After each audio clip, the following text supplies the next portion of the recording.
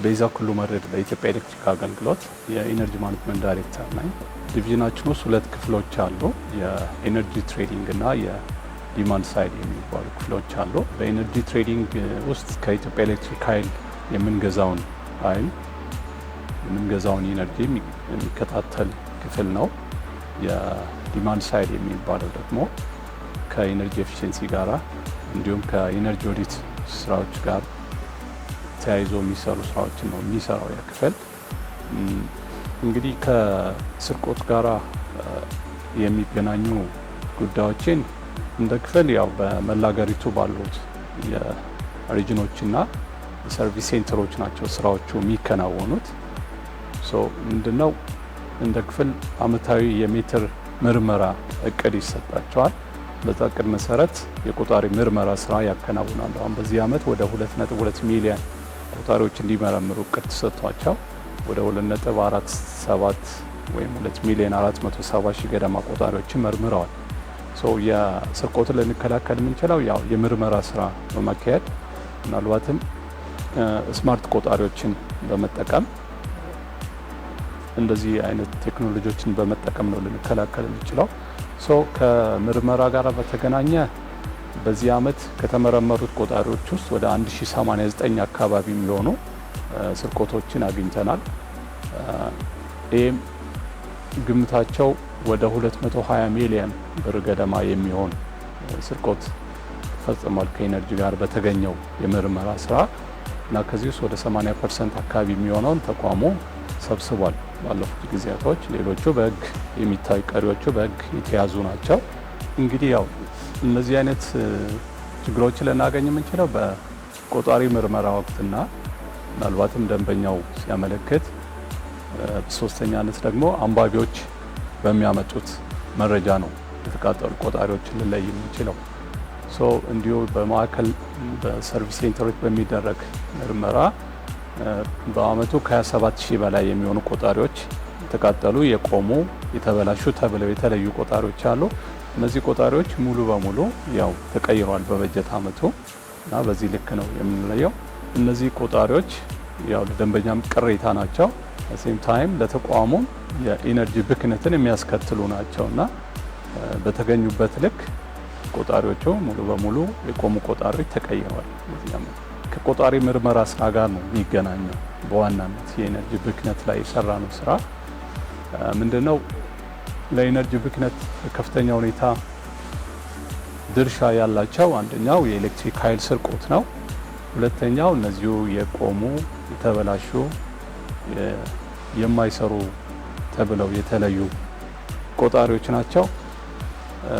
በሶስተኛ ደረጃ ደግሞ እነዚህ ኢንዳይሬክት ይባላሉ ቆጣሪዎቹ። ማለት ከረንት ትራንስፎርመር እና ቮልቴጅ ትራንስፎርመር ገጥመን የምንጠቀምባቸው ቆጣሪዎች። እነዛ ቆጣሪዎች ወደ ሲስተም መረጃ በሚልኩበት ጊዜና የክፍያ ሰነድ በሚዘጋጅበት ጊዜ የከረንትና የቮልቴጅ ትራንስፎርመሩ ሬሾ ተባዝቶ ነው ደንበኛው የሚከፍለው፣ ማለት ክፍያ የሚፈጽመው ፍጆታው የሚለካው ማለት ነው። እዛ ጋር የተሳሳተ የማባዣ ችግር ካለ ከፍተኛ የኤነርጂ ብክነት ያስከትላል እና እንዲህ አይነት ነገሮችን በመለየት እንግዲህ የቆሙ የተባሉትን በመቀየር ስርቆት የተባለውን ደንበኛው የሰረቀውን የኃይል መጠን በተቀመጠለት የቆጣሪ ምርመራ ፕሮሲጀር መሰረት ደንበኛው ያባከነውን የኤሌክትሪክ ኃይል ከአስተዳደራዊ ቅጣት ጋር ጨምሮ እንዲከፍል ይደረጋል። ኤምአይ ቆጣሪዎችን በሚመለከት ከ50,000 በላይ ቆጣሪዎች ተቀይረዋል ከረንትሊ እና እነዚህ ቆጣሪዎች ያው ከፍተኛ ጠቀሜታ ነው ያላቸው። አንደኛ ለከፍተኛ ኃይል ተጠቃሚ ደንበኞች፣ ለኢንዱስትሪ ደንበኞች፣ ዝቅተኛ ኃይል ተጠቃሚ ኢንዱስትሪ ደንበኞች እና ትልልቅ ዲማንድ ለሚያደርጉ ለጀነራል ታሪፍ ለሚባሉ ደንበኞች ነው የተገጠሙት። ኮርስ ምንድነው እነዚህ ያደረጉት ስማርት እንደመሆናቸው መጠን ከሰው ንክኪ በአብዛኛው ነፃ ናቸው። ማለት ንባብ በራሱ በሲስተም ነው የሚመጣው። ማለት ኔትወርክ አቬለብል ከሆነ አብዛኛው ቆጣሪዎች ንባባቸውን ይልካሉ። ንባብ ያላኩ ከሆነ ሰራተኞች በሃንድሄልድ ዲቫይስ የምትባላለች በዛ ዲቫይስ ሄደው ቆጣሪዎች መረጃ ይሰበስባሉ፣ ወደ ሲስተም በዛው ይልካሉ። በዚህ መሰረት ደንበኛው ኢንቮይስ ይሆናል። እዚህ ጋር ምንድነው ያው የንባብ ስህተቶች የሚባሉ ነገሮች እንዳይፈጠሩ አድርጓል። ማለት ከሰው ጣልቃ ገብነት ነጻ ሲሆን የኤምአይ ቆጣሪ በንባብ የሚመጣ ችግር አይኖርም። በዋናነት እንዲህ አይነት ነገሮችን አስቀርቶልናል። ሁለተኛ ደግሞ ክትትል ይደረጋል የኤምአይ ቆጣሪዎች ላይ ማለት አላግባብ የኤምአይ ቆጣሪዎችን ከተነካኩ ሪፖርት ስለሚያደርግ በዛ ልክ የኢንፎርስመንት ወይም የምርመራ ሰራተኞች እየሄዱ የቆጣሪውን ሁኔታ ክትትል ያደርጋሉ በሚያገኙት መረጃ መሰረት ማለት ነው። እና ያው የኤምአይ ቆጣሪዎች አንደኛ የኤነርጂ ብክነትን ያስቀሩልናል፣ ሁለተኛ የደንበኛ ቅሬታንም ያስቀራሉ። ስለዚህ በዚህ ልክ ነው እየተጠቀምንባቸው ያሉት። የታሪፍ ለውጥ የሚያስፈልጋቸው ደንበኞች አንደኛ ያው ደንበኛው በአካል መጥቶ የታሪፍ ለውጥ ጥያቄ ሲያደርግ ሊቀየር ይችላል። ሁለተኛ በቆጣሪ ምርመራ ወቅት መርማሪዎች በሚሄዱበት ጊዜ ከተዋለበት ውል ውጪ ሆኖ ሲያገኙት የታሪፍ ለውጥ እንዲሰራ ያደርጋሉ። ሶስተኛ ደግሞ እንደዚህ የኤምአይ ቆጣሪዎች በከስተመር ፖሊሲ ፕሮሲጀር መሰረት የተቀመጠ አሰራር አለ። የኢንዱስትሪ ከስተመሮች ያስፈቀዱት ኃይል ከ504 ኪሎዋት በላይ ከሆነ የደንበኛ ምድቡ በመካከለኛ ቮልቴጅ ኢንዱስትሪ ታሪፍ ውስጥ ነው የሚል የተቀመጣልና እንደዚህ አይነት ቆጣሪዎች የሚገጠምላቸው ደንበኞች ደግሞ ቆጣሪያቸው የከረንትና የቮልቴጅ ትራንስፎርመር ዲቫይስ አብሮ ይገጠምላቸዋል። ሶ እነዚህ ሜትሮች መቀመጥ ያለባቸው በመካከለኛ ቮልቴጅ ኢንዱስትሪ ከስተመር ወይም በጀነራል ታሪፍ ውስጥ ሊሆኑ ይችላሉ።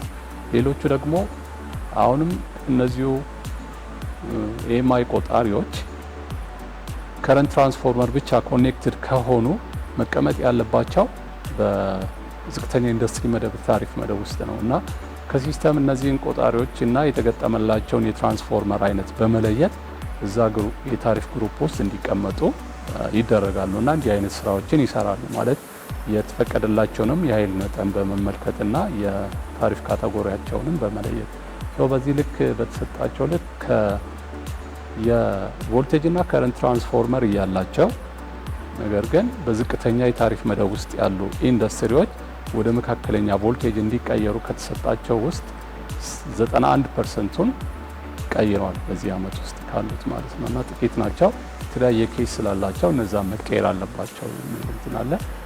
ሌላኛዎቹ ደግሞ በዚህ የዝቅተኛ የታሪፍ መደብ ውስጥ መቀመጥ ሲገባቸው ማለት ከረንት ትራንስፎርመር ብቻ ተገጥሞላቸው ያሉ የስማርት ቆጣሪዎች በዝቅተኛ የታሪፍ መደብ ውስጥ መቀመጥ ሲገባቸው በመካከለኛ የታሪፍ መደብ ውስጥ የተቀመጡ ወደ 664 የሚሆኑ አካባቢ ደንበኞች ነበሩ። እነዛን ደግሞ 96% አካባቢ የታሪፍ ለውጥ ስራ ሰርተዋል። ቀሪ 4%ቶች ናቸው።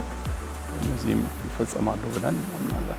ፎርካስት በተደረገው መጠን ወደ 20,000 ጊጋዋት ሃወር ኢነርጂ እንገዛለን ብለን እናስባለን። በዚህ በ2019 ፎርካስት የተደረገው በዚህ ላይ ስራዎችን እንሰራለን። ሌላኛው ደግሞ እንዲሁ ከቆጣሪ ምርመራዎች ጋር በሚመለከት ያው በተቋሙ የኢነርጂ አጠቃቀምና የቆጣሪና ተዛማጅ እቃዎች ምርመራ መመሪያ መሰረት ሁሉም ቆጣሪ አይነቶች በአመት ውስጥ መደረግ ያለበት የቆጣሪ ምርመራ የተቀመጠ አለ እዛ ፕሮሲጀር ላይ። ለምሳሌ አንድ ሲንግል ፌዝ ፖስትፔድ ማለት የድህረ ክፍያ ቆጣሪ በየ2 አመት አንድ ጊዜ መመርመር አለበት የሚል የተቀመጠ አለ። ፕሪፔድ ቆጣሪ ከሆነ ደግሞ በአመት አንድ ጊዜ መመርመር አለበት።